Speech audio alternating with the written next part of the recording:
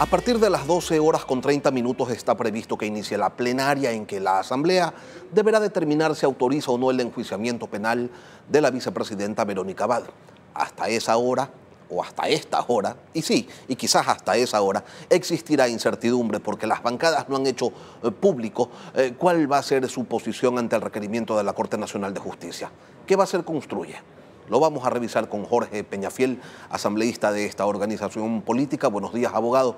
Bienvenido a Contacto Directo. Muy buenos días, estimado Lenin. Un saludo a toda la audiencia. ¿Ya han definido cómo van a votar al mediodía o seguramente en la tarde de hoy? Todavía no hemos definido, mi querido Lenin. Lo único que tenemos claro es que necesitamos información. La posición y más bien dicho el expediente remitido a la Asamblea Nacional respecto de este tema es un expediente reservado. Solo nos han hecho conocer un oficio en el cual solicitan el levantamiento o la autorización de la Asamblea Nacional para que pueda ser enjuiciada la señora vicepresidenta, pero nada más. Y eso para nosotros no es suficiente para tomar una decisión. Vamos dejando en claro algunas cosas entonces. No se puede tomar una decisión si el documento que contiene las razones, los argumentos que sostendrían el juicio penal contra Abad son reservados. Bajo esas condiciones, ustedes no respaldarían su enjuiciamiento. No, más bien dicho, nosotros estamos esperando que en el Pleno de la Asamblea Nacional se nos ponga en conocimiento de la información, de los datos y sobre todo de dónde viene la vinculación a la señora vicepresidenta. Recordemos que la señora vicepresidenta fue parte o es parte, digamos, del gobierno nacional y quien resolvió ser su binomio fue el propio presidente de la República. A eso me refiero precisamente, Jorge. Si no se levanta este velo, esta condición de secreto, ustedes entonces, sin conocer cuáles son las razones y los argumentos que se están planteando para llevarla a Abad a juicio, entiendo que no respaldarían este enjuiciamiento. Lo que pasa es que al no revelarnos esa información, lo que se estaría revelando es que es un proceso político y más no un proceso jurídico. Es decir, no tiene que ver con un tema penal, sino con un tema político. Y evidentemente en esa circunstancia, siendo un tema penal, perdón, un tema político que busca el presidente de la República de manera unilateral, pues evidentemente no estaríamos de acuerdo. Pero por el otro lado, si es que en efecto se revela y sabemos que es un tema penal, un tema profesional, un tema técnico, en ese caso evidentemente estaríamos en otra posición. ¿Qué tiene que pasar para que se levante esa reserva? Tengo entendido que el presidente de la Asamblea Nacional está evaluando la posibilidad de declarar la sesión reservada de tal manera que podamos en ese momento ya conocer toda la información que viene de la Corte Nacional de Justicia y en ese momento poder conocer y tomar una posición clara revisando la información. ¿Bajo alguna circunstancia ustedes estarían respaldando la posibilidad de que la sesión del día de hoy se declare también reservada? Eso es una decisión del presidente de la Asamblea Nacional. No, eso es una decisión del Pleno. Del Pleno de la Asamblea Nacional, así es. Lo que pasa es que tenemos que ver qué termina de suceder, si es que efectivamente se da la reserva. Nosotros queremos la información. El tema es muy serio. Creemos que si es que se declara reservada la sesión y podemos llegar a conocer, pues tendremos los elementos de juicio necesarios para poder tomar la decisión de enjuiciar o no enjuiciar a la señora vicepresidenta. Por principios democráticos, ¿le parece a usted que está bien que el análisis sobre el cometimiento de un eventual delito por parte de la segunda autoridad del Estado es un asunto que se debe tratar de forma reservada y no de forma pública? Es muy buena su pregunta, Lenin. Nosotros creemos que ni para un lado ni para el otro. No se puede tampoco manipular el derecho con el objetivo de beneficiar o de perjudicar la investigación penal. Aquí nadie está por encima de la ley, igualmente. Y por otro lado, tampoco se puede utilizar este tipo de, digamos, de elementos jurídicos para los designios personales o individuales del presidente de la República. Es decir, aquí tenemos claro que esto es un tema serio, un tema técnico y sobre todo un tema penal que merece el análisis profundo de la Asamblea Nacional. Y nosotros quisiéramos llegar hasta conocer toda la información, sea lo que cueste que sea, que se vaya a realizar, ¿no? Análisis profundo y público.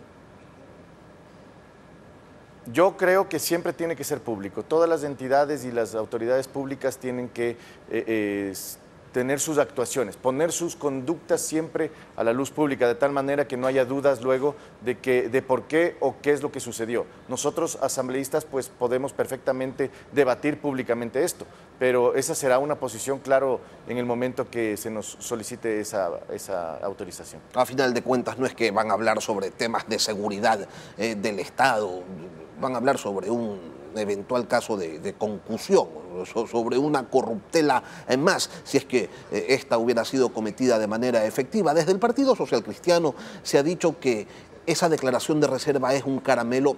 ¿Me escucha, Jorge? ¿Me puede confirmar si me está escuchando? ¿Sí? Sí, le escucho parcialmente, mi querido Lenin. Tengo un problema de distorsión en el audio. Vamos a esperar a ver si le solucionan ese problema que ya es reiterado en el apuntador de nuestros invitados en la capital de la República. Mientras tanto, bueno, vamos a esperar a que efectivamente... Ahora sí me escucha Jorge. Perfecto, sí, mil gracias. Escucho claro. Mil gracias y disculpas por este fallo. Desde el Partido Social Cristiano se ha dicho que esa declaración de reserva es un caramelo envenenado. ¿Ustedes lo entienden también de esa manera? Bueno, más que caramelo envenenado, creo que puede ser la utilización de un vehículo jurídico para poder llevar a cabo un designio político, y por eso es que hay que cuidar mucho las formas y cuidar mucho que la información que nos llegue a la Asamblea Nacional y que pueda ser ya producto de nuestro análisis sea la información certera, y si es que es pública, mucho mejor. El oficialismo, en cambio, ha dicho que no dar paso al enjuiciamiento de Abad significaría una obstaculización a la labor de la justicia. ¿Qué le parece? Eso también hay que evitarlo, evidentemente, porque nadie está por encima de la ley. Es decir, si la vicepresidenta ha cometido un delito, tiene que darle la cara a la justicia. Y por otro lado, tampoco puede ser que utilizando una institución como el enjuiciamiento penal, también pues se promueva la impunidad. Es decir, finalmente todo depende de la información que se nos tiene que poner, digamos, en el pleno a conocimiento, ¿no?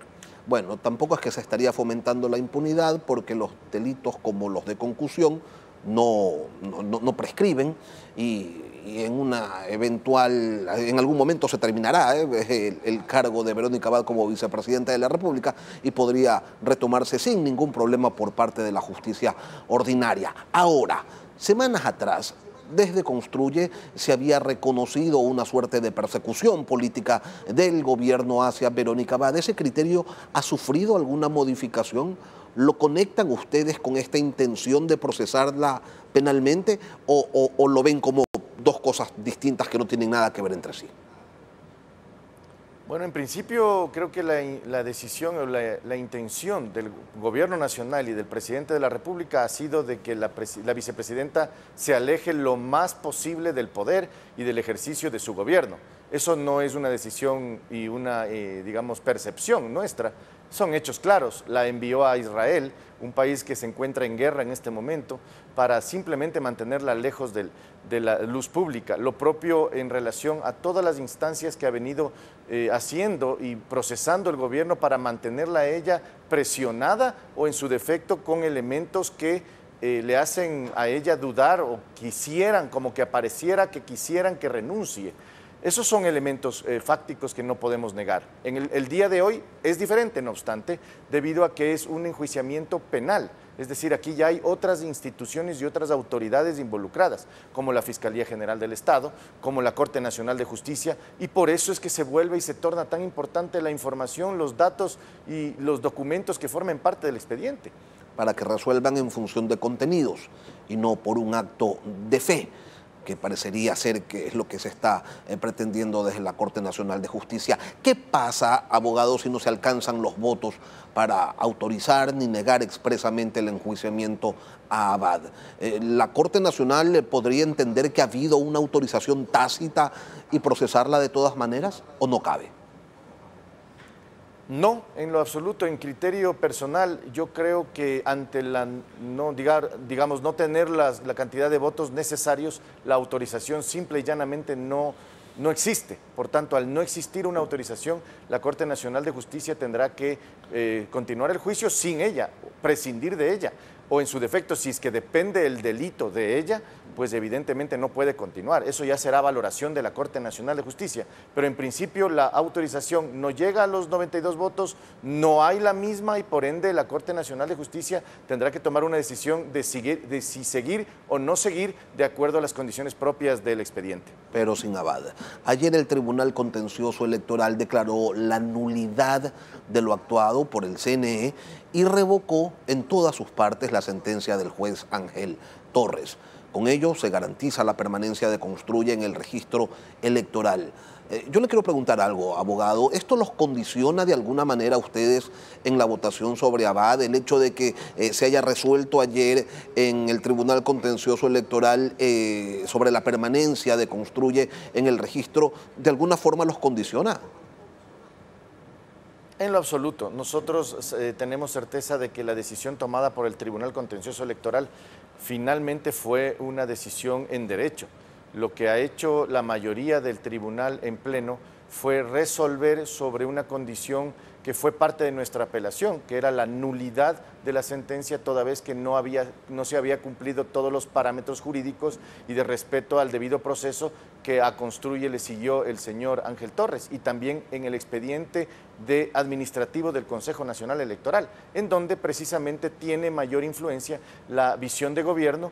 Y pues ya ante el Pleno de la Asamblea Nacional vemos que han mirado esto, han identificado este elemento y lo han puesto en una sentencia que para nosotros es muy clara y pues la saludamos mucho. Usted ha hecho referencia a la visión del gobierno. ¿Se mantienen en que el intento por sacarlos del registro era una maniobra de Carondelet?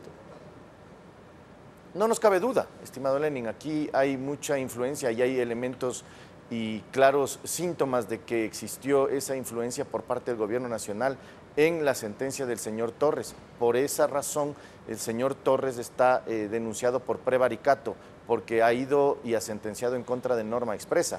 Y lo propio entendemos que se encuentra también en proceso la evaluación de una presentación de un proceso de tráfico de influencias en contra de Esteban Torres, porque existe mucha influencia y un intento de modificar la justicia. Y eso evidentemente no debería pasar. Y con su permanencia en el registro, entiendo que se garantiza que tendrán candidato o candidata presidencial para el 2025.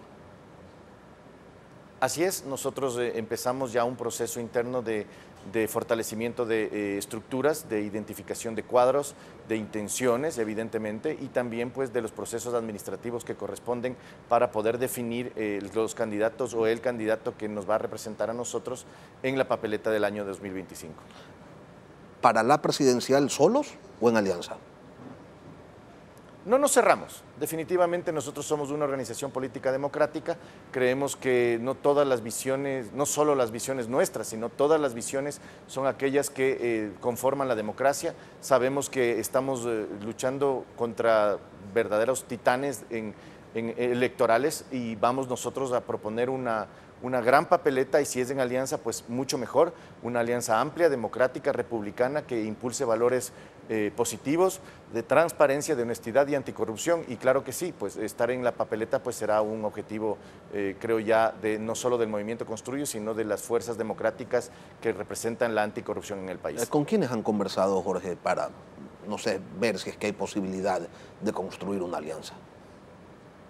Hemos conversado horizontalmente, no hemos conversado todavía directamente con miras a una alianza. Recuerde que recién estamos saliendo del problema de la personería jurídica de Construye y ahora vamos a empezar recién un proceso de conversaciones, de acercamientos con estas fuerzas que consideramos definitivamente positivas, definitivamente que representan a un espacio de la sociedad y que lógicamente deben también tener esa presencia en la papeleta del año 2025 y pues obviamente formar parte de una gran alianza será para nosotros un gusto y un placer.